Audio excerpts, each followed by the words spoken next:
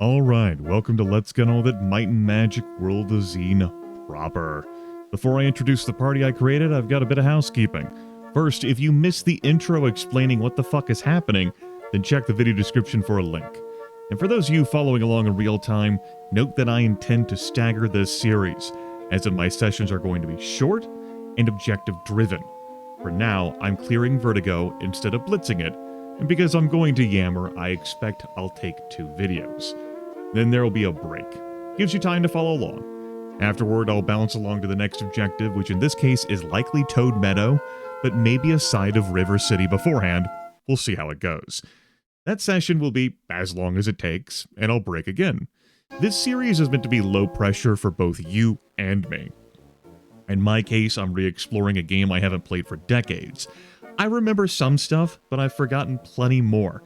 I don't mind game mechanic discussions in the comments, but I intend to just groove along, not turbo blast my way through, no matter your feelings on objective order, or a +10 level well, or popping into Shangri-La, okay? That's just gonna be how it is. I do ask you stay away from story spoilers, and courtesy of viewers new to World of Xeen. No need to tell everyone Mayor Gunther gives Lord Xeen a Northern Light suplex, alright? It's our secret. Let's go ahead and load up the party. Today is Thursday. I spent 3 days generating this party. It could have been 2, but I ended up signing in an extra time that was unnecessary in the process of transferring over gear from the last adventuring team to this new one. And yeah, I decided that I would strip them down. They had their time to shine in the intro video, that alternate reality where they just crushed the starting quest and were heroes, saviors of Vertigo, and defeaters of Joe's incredible extermination scheme. Note that time in Xeen, a week is 10 days, and a year is 10 weeks. 100 days in a year. Time goes quick. Many actions in buildings take a day to perform, like signing into the tavern. We'll see how much our characters age over the course of gameplay. I had thought I would be creating a full team of 6 humans, but we ended up with 6 humans, led by a half-human here. And I have an explanation for this. The characters are named after my patrons who have given me way too much fucking money. One of them is Pork and Beans. And Pork and Beans has an avatar which I looked at and said, you know, this is just the correct choice. There literally cannot be any other action I perform other than to use this avatar. It must be how it is. I could not get the name case right. The first letter is forced to be capitalized, as is any word you type into the character field that has like a space. So like if pork and then beans, the B would be capitalized. So yeah, male half-orc barbarian. We got plenty of might here, plenty of endurance, plenty of speed, some accuracy, luck, and I ended up having a 13 for personality. Pork and Beans is our frontliner. Let me go ahead and actually remove that from the screen. How about? Huzzah! 14 armor class. Then we have Necrolotu, female human barbarian, leading a reverse harem, has slightly higher might and endurance than Pork and Beans. Half-orcs do get an extra 2 hit points per level. So note that Necrolotu is only down by 1 HP here. All the characters, by the way, start at age 18. Good for them.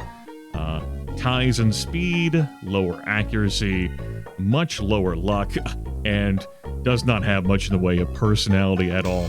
There you go, Necrolotu. Who knows how she has managed to attract this reverse harem situation. So it goes. Then we have Zachary and Kaelin. They are paladins.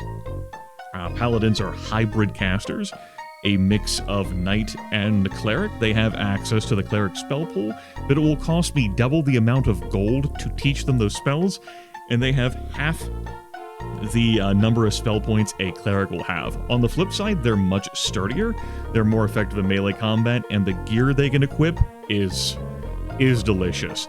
Frankly, these two could be in the first 2 slots, and maybe I might end up putting them there at some point. They both have 10 HP, and pretty similar statistic-wise. Zachary and Kalen. Kalen has slightly higher accuracy and luck. Zachary has slightly higher endurance, but also lower speed, still a bit stronger and more intelligent. We have Tiny Shopkeeper, the keeper of tiny shops, serving as our robber. Note that dwarves get a +5 to thievery, gnomes and elves get a +10 to thievery, half-orcs get a -10, I'm pretty sure. So if you want to do thievery, human is not the sturdiest class to go, much like how if you want to do a barbarian, you might as well be a half-orc, because there are no detriments to being that. Why not just drink in the extra health? Unless you want to start with the swimming skill, which means that 5 of our characters in our party have the swimming skill. One of us can't swim, which means we can't swim. Everyone's got to be able to swim. Those are the rules. That's not like me roleplaying, that's actual game rules. Yeah, Tiny Shopkeeper, the keeper of tiny shops, is looking to disarm traps for us. It's not just, actual, theft, but it can cover that, meant to be like a troubleshooting thing, resolving traps, opening locked doors. That's pretty important. Robbers are fairly sturdy. Ends up being in the 5th slot. And finally, we have Vic is a bad shot. Vic Bad Shot. That's our character limit. Acting as our archer, which is a fusion of knight and sorcerer, is easily the most intelligent person in this party. It also has the most endurance of anyone in this party. I rolled 2 21s. 13 might, 11 speed. Not a very quick archer. I would have wanted the 14 in speed, but archers have an accuracy minimum. So I think that they are. I would definitely want to get Vic to be quicker, but I just find the story amusing of, Vic here, an old 18, a weathered, worn down, body just severely roughed up, 18, having already seen so much shit at 18, just holding it together at 18. And just the idea of, Vic is a bad shot, being an archer, they're no better at ranged combat. It's just a title being used, a name. So that's that. That is the party. They have various gear elements on. Note that Pork and Beans has the highest armor class. And it sort of trails off from there. Vic's armor class is so low, partly due to speed and partly because the gear, archers can equip some gear, but just, I didn't have that much. I haven't gone to buy anything. It was just taking from the original starting party. We have some spell points, some hit points, resistances, our party gold. If you want to take a look at items real quick, leather stuff is pretty junky, but I've chosen to wear it anyway. We have accessories on. Necrolotu has a swift ring, which is providing a bonus to speed. And Pork and Beans is wearing the silver stuff just because I felt like wearing it instead of selling it right now. And also, the blacksmith is a little bit away. All right. That takes care of that overview of things. We have our items. We have our auto notes. Note that I do have this bit mapped of where I have gone, but I can't generate any more mapping right now because I don't have anyone with a cartography skill. Good news, though, we can pick that up in Vertigo, and we're absolutely going to be doing that. Looks at video length. All right, I did say I was going to yammer. Just wanted to explain things as we go. We do have this slime ahead of us. Let's go ahead and resolve that real quick, shall we?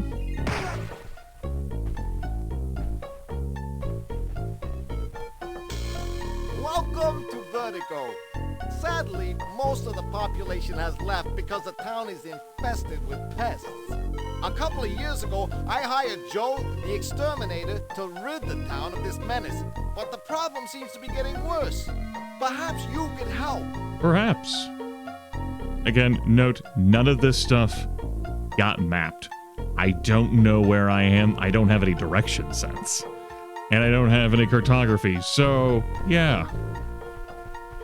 Now, I will be visiting the well, plus 25 hit points. That is going to quite easily smooth our time here. Don't see why I won't do that.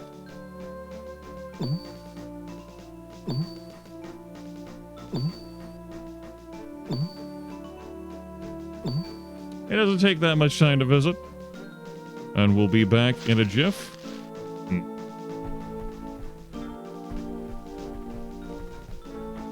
There we go. Note the slime does come back. We'll kill it pretty easily. Blacksmith is to our left. Before we go visit him or anything else, the next thing we are going to do is head here to Milo's Maps. I will teach anyone cartography for 100 gold. Vic will do a great job keeping an eye on our surroundings. Vic will be learning cartography. There we go. Now we can actually start mapping things out. That's great.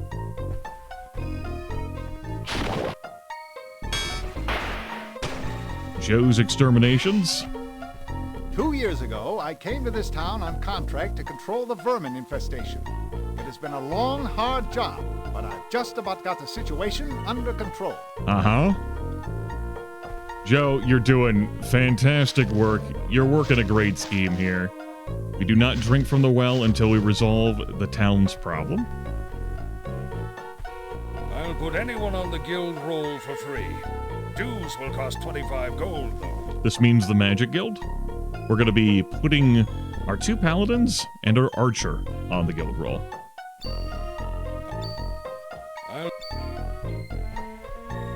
Our magic mirror, we will not be making use of that yet.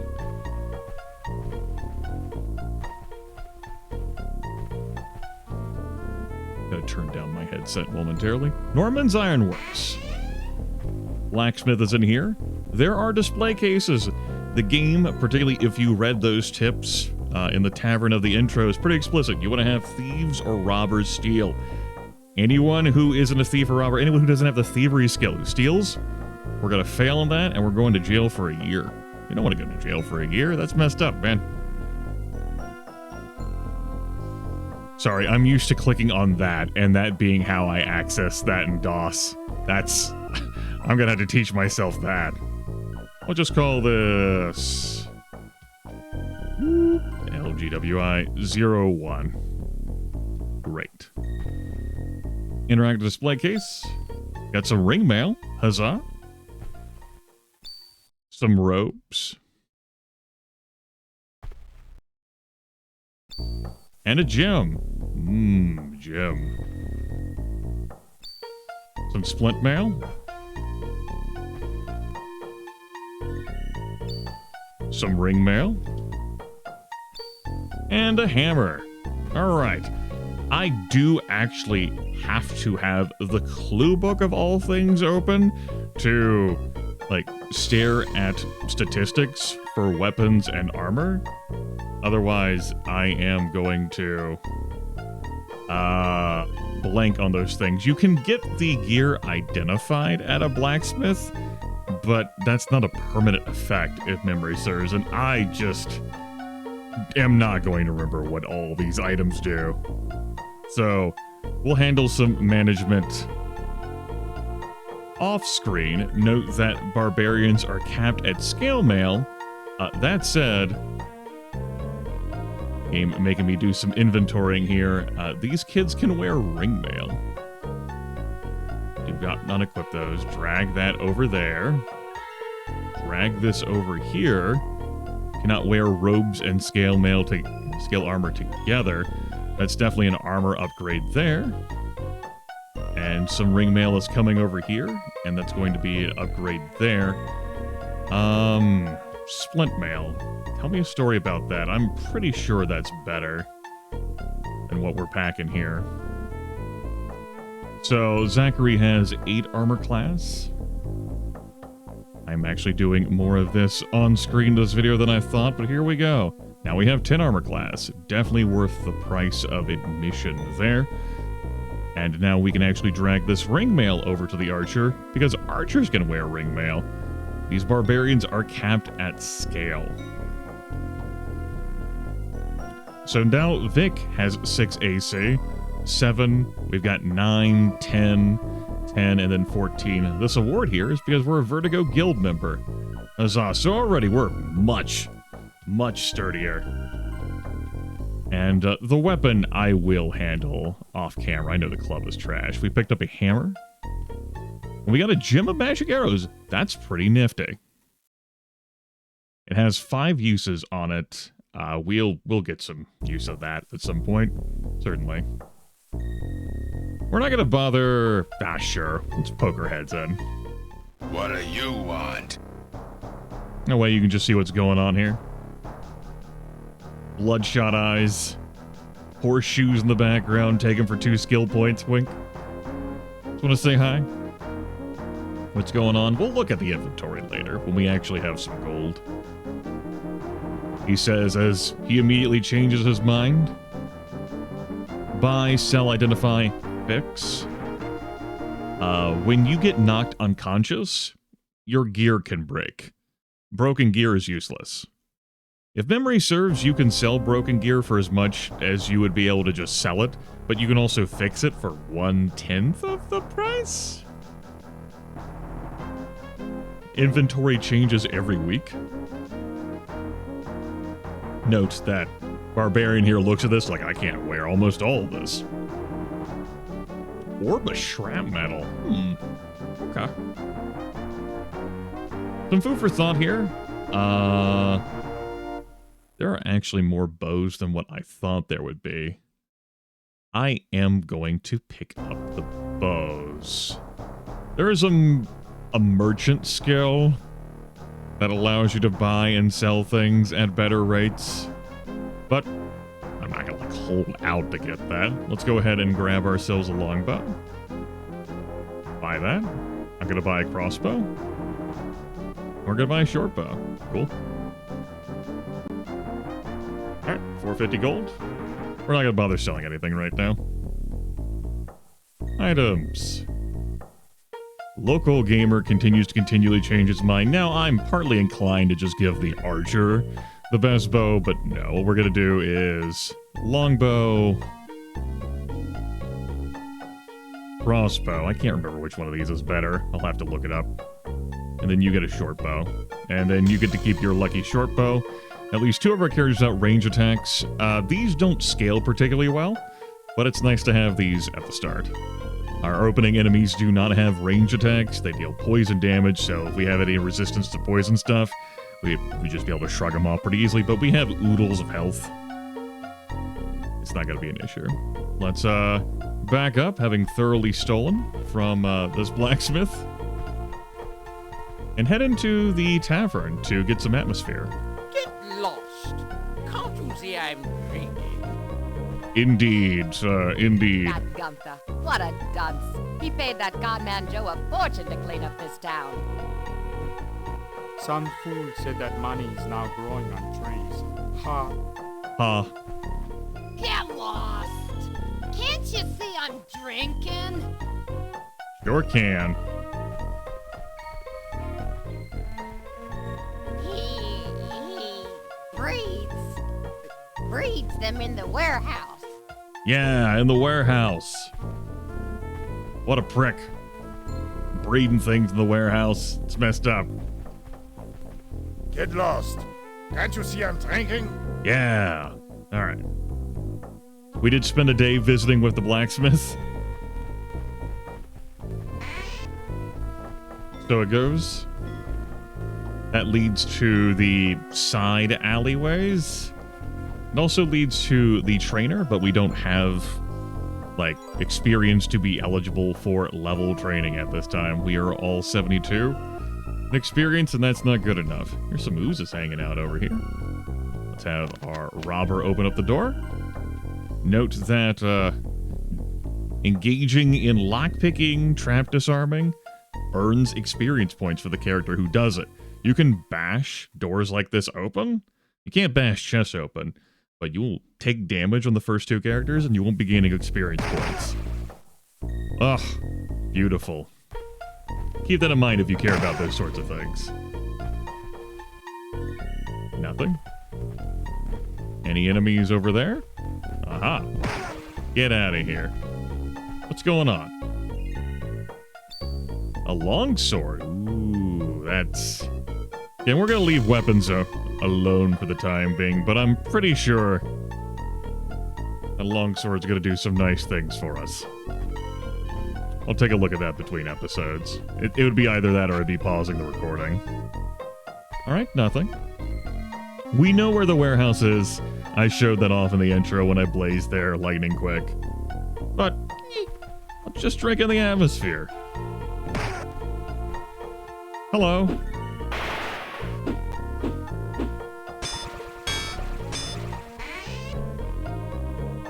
We had some whiffs, but we're turning. We're looking pretty good. No need for us to open this crate, but we'll give it a try. Again, you know, picking up some experience points. That's a nut extra 100. Now we're 200 ahead. I expect the robber to be a level ahead of everyone else by the time I leave. Also, money is growing on trees here in Vertigo. How about that? We did take some damage there. We're no longer so far ahead of our hit point maximum. And these corners, if memory serves, are all useless. Like this, like the one on the right, the one on the top left, and the one on the top... Well, there is not one in the top right. It's all like a parked area. But it's just like some sort of bizarre connector piece with difficult traps that's meant to just like drain your health. Of like difficult to open stuff.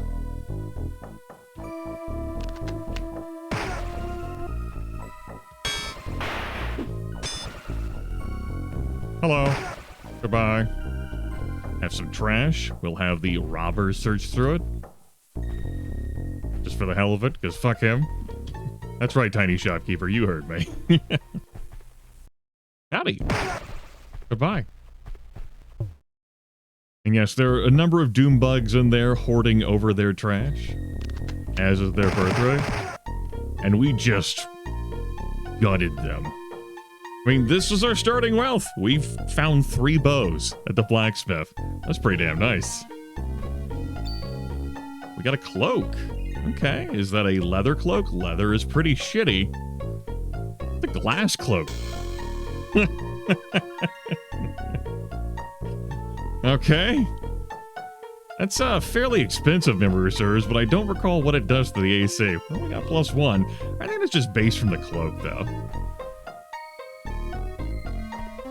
I think instead of it searching this trash pile here, unless I face this way, it would open up the gate, which I'm willing to try. Perspective and drawing matters. Again, now we're 700 experience points ahead.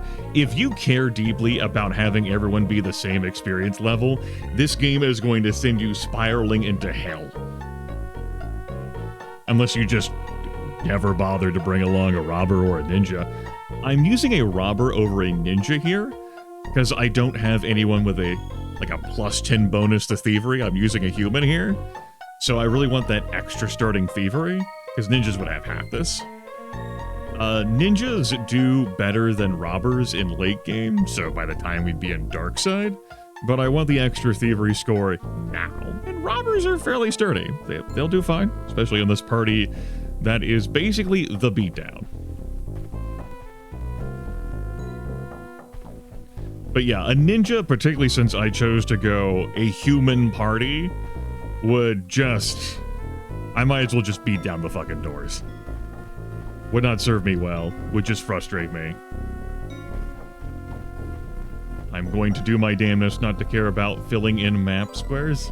We'll see where the road takes us on that front. Enemies? Anyone hiding in there? Doesn't seem that way.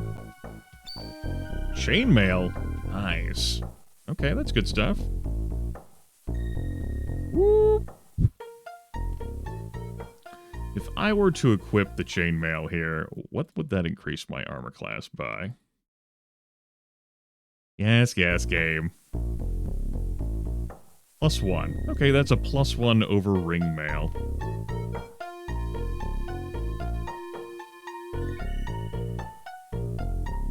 And then compare that to split mail? I don't recall the answer. Let's find out. Together as a family. Alright, that's a drop by 1. Understood. Yep. Yep. Alright. Let's go ahead and unequip that.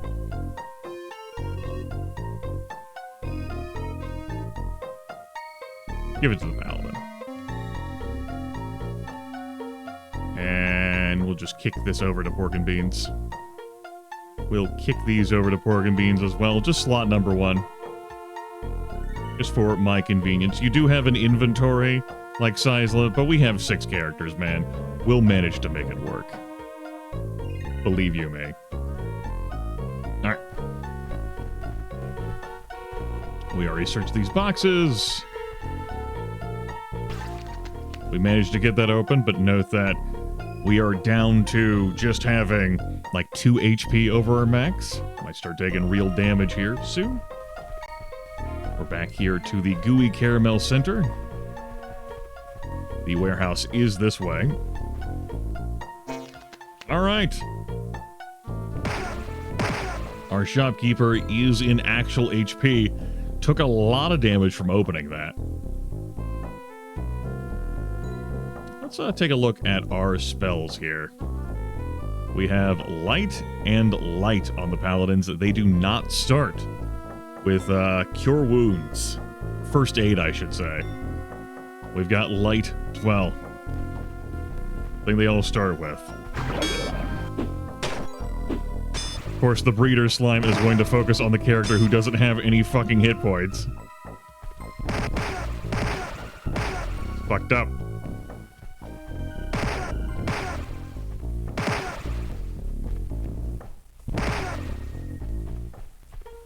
So before we search any of these crates, since Tiny Shop is down to 1 HP, inside the crate you find a piece of paper that reads, Breeder Slimes 1 made a pair, 287. 5 Doom Bugs, 145 each. 725 total, 1012 gold. Here's that Joe has been buying monsters and distributing them around town. Mayor Gunther will want to hear about this. Let's go tell him. There are going to be a bunch of treasure in those crates, but there can also be other enemies. And since I've been running around fucking opening these doors, taking more damage than was required. There's a temple, by the way. Interacting with that stuff can also take a day. Clearing this quest will fix this well, allowing us to heal up to full HP. So we can go ram our face into... Thank you for cleaning up Vertigo more traps. And discovering Joe's treachery. Now it makes sense why the extermination of the pests was taking so long. I present you with the Outstanding Citizenship Award and this treasure. Congratulations! Oh, one more thing. I have received a message from the dwarves who reside in the Red Dwarf Range. They have urgently requested help and promised great reward to whoever is brave enough to come. Apparently, their gem mines have been invaded by the Mad Dwarf clan, preventing them from mining. Help them out and report back. So, the game, like, signposts you this way, and you can definitely do this dungeon. It is the starter dungeon, but it is quite lengthy. It's full of some vicious traps. It's gonna go better if I get some other strength. So, plus 5,000 experience, 4,000 gold, and 50 gems, which we're going to be using for spell casting. That is going to be enough to level up the squad. We don't get to see how much we could level them up on the screen, which is unfortunate. You'd only know that either intuitively or by actually just going to train.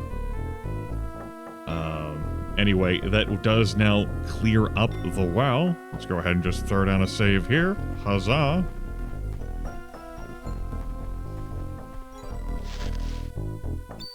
And go ahead and fix that. Everyone else is still in their temp HP, considerably so. The only real damage that's been taken has been in the form of traps. How long's this video been? That long, huh? It's time to go. Next time, we'll scoop out, scour the rest of Vertigo, and that'll be the end of our session. So stick along if you want some more flavor of our starter town.